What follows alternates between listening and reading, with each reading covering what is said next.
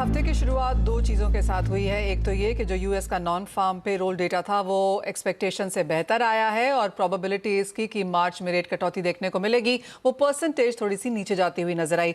दूसरा ये कि डॉलर इंडेक्स 3 हफ्ते के हाईज पर है, जिसका भी प्रेशर हमने ज़्यादातर कमोडिटीज़ पे आता हुआ देखा है। जतिन, आप कैसे देखते हैं मेटल्स को? ऑफकोर्स जैसे कुणाल ने कहा, चाइना की जो सरकार है काफ़ी इनकंसिस्टेंट रही है स्टिमुलस मेजर्स को लेकर। आप कैसे देखते हैं मेटल्स को? मनीषा जी, पहला क्वार्टर जो है इनफैक्ट थोड़ा सा ये मुझे लग रहा है वॉलेटिलिटी कंटिन्यूटी रहना चाहिए, क्योंकि जिस हिसाब से नॉन फार्म पेरोल्स के डेटा हायर आए हैं, उसके कारण जैसे आपने बताया कि इंटरेस्ट रेट को लेकर के थोड़ा सा डिलेड भी हो सकता है, और साथ ही साथ में इस हफ्ते जो सीपीआई के नंबर्स आएंगे वो बहुत ही ज्यादा इंपॉर्टेंट है। और अभी जो एक्सपेक्टेशन दिखा रहे हैं वो थोड़ा सा बढ़ के दिखा रहे हैं सीपीआई के नंबर्स जो है वो। और क्रूड ऑयल भी बहुत ज्यादा यहाँ पे कुछ ना ज्यादा कुछ बढ़ा है ना ज्यादा कुछ नीचे आया है रिसेंटली। मुझे लग रहा है कहीं न कहीं जो एक्सपेक्टेशन है वो इनलाइन रह सकते हैं, थोड़े से बढ़ के आ सकते हैं नंबर सीपीआई के। तो ये जो है वो थोड़ा-सा एक नेगेटिव रिएक्शन रह सकता है towards metals and the other currencies जो डॉलर के अगेंस्ट में है। तो थोड़ा-सा नेगेटिव इम्पैक्ट जो है वो आने वाले दिनों में और कंटिन्यूड रह सकता है। तो यहाँ पे कॉशियस जो है वो अप्रोच रखना चाहिए सभी कमोडिटीज़ के अंदर। और मेटल्स जो है मेरे हिसाब से बाय ऑन डिप से ज़्यादा सेल ऑन राइज़ की जो स्ट्रैटेजी है वो यहाँ पे थोड़ा-सा फेवरेबल रहेगा फॉर द टाइम बीइंग, जब तक एक स्ट्रॉन्ग क्लैरिटी नहीं आ जाती। एक और बार भी इंटरेस्ट रेट कट जो है वो मार्च महीने से आपको देखने शुरू हो जाएँगे, स्पेशली यूएस मार्केट्स के अंदर। तो लेवल स्पेसिफिकली स्पीकिंग 725 730 मेरे लिए एक स्ट्रॉन्ग हर्डल है।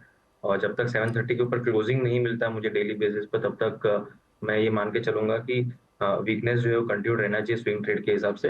इंटरडे में ये सब कुछ बाइंग अपॉर्च्युनिटीज़ आती रहेंगी, लेकिन ओवरऑल एक ब्रॉड पर्सपेक्टिव देखने जाएँगे तो सेल ऑन राइज़ की स्ट्रैटेजी बनाकर रखें। 710 715 का जो है वो इनिशियल टारगेट रहेगा, और 690 मेरा एक पोजिशनल टारगेट रहेगा कॉपर का। जी मनीषा ऑलराइट। जी। तो सेल ऑन राइज की स्ट्रैटेजी फिलहाल यहाँ पर मेटल्स में बना के रखनी चाहिए। 2 से 4% की गिरावट यहाँ पर आपको इस महीने और इस क्वार्टर में थोड़ी सी वॉलेटाइल मूव्स देखने को मिल सकती हैं। बात अब सोने चांदी की कर लेते हैं, क्योंकि जो डॉलर की तेजी है उसका कुछ इम्पैक्ट हमने सोने और चांदी दोनों पर भी आता हुआ देखा है। जतिन, कैसे देखेंगे आप प्रेशियस मेटल्स में, और क्या यहाँ पर भी सेल ऑन राइज की स्ट्रैटेजी होनी चाहिए?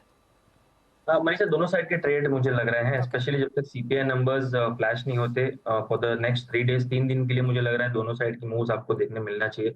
क्योंकि सीपीआई डेटा जो एक्सपेक्टेशन दिखा रहा है कि लो हायर एंड पे रहना चाहिए, इसी कारण जो है वो सेलिंग जो है वो थोड़ी-सी ज़्यादा हावी होगी बाइंग के ऊपर। तो जो एग्रेसिवली ट्रेड करना चाहते हैं उनके लिए एडवाइस रहेगा कि सेल ऑन राइज़ या सेलिंग का रुझान रखकर चलें मार्केट के अंदर, जब तक डेटा फ्लैश नहीं होता।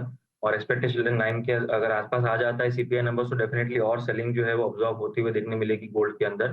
तो लेवल स्पेसिफिकली 62 700 से लेके 63 एक स्ट्रॉन्ग बैरियर है फिलहाल गोल्ड के लिए।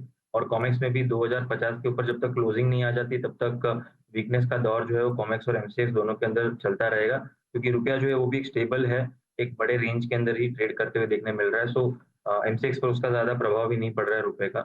तो कॉमेक्स गोल्ड को टोटली फॉलो करते हुए देखने मिल रहा है एमसीएक्स गोल्ड जो है वो। और लेवल स्पेसिफिक जैसे मैंने बताया कि 63,000 के नीचे जब तक है तब तक सेल ऑन राइज की स्ट्रैटेजी बहुत ज़्यादा फेवरेबल लग रही है। और 61,500 से लेके 61,700 के लेवल्स जो है मुझे लग रहा है नीचे के साइड में आपको देखने मिलने चाहिए। जी ma'am. Alright, sell on rallies की एडवाइस यहाँ पर सोने चांदी पर। लेकिन इसी के साथ बहुत शुक्रिया कुणाल, जतिन साथ जुड़ने के लिए। एक ब्रेक के लिए रुकेंगे, लौटेंगे तो लेकर आएंगे इक्विटी मार्केट्स का पूरा हाल।